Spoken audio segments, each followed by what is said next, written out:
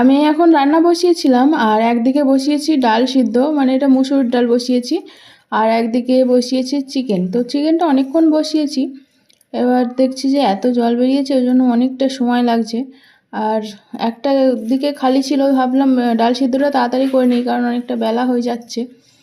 তো যাই হোক, এখন ডাল সিদ্ধ করতে গেলে না আমি ওই ডালের ফেনাটা ফেলে দিই, বলে ওটা ফেলে দিলে নাকি টেস্ট হয়, যদিও শোনা কথা। আর এখানে আমার চিকেনটা প্রায় রেডি, এবার নামিয়ে নেব।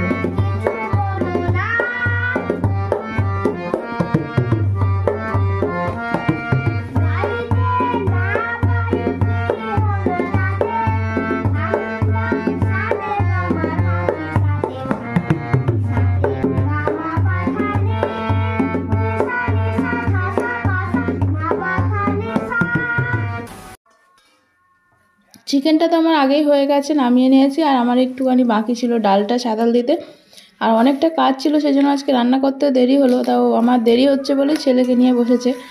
তো এখন এই যে নামিয়ে নিয়েছি ডালটাও, নিয়ে আমরা খাওয়া দাওয়া করবো। আর আজকে আমার একদম সাধারণ রান্না বান্না হয়েছে।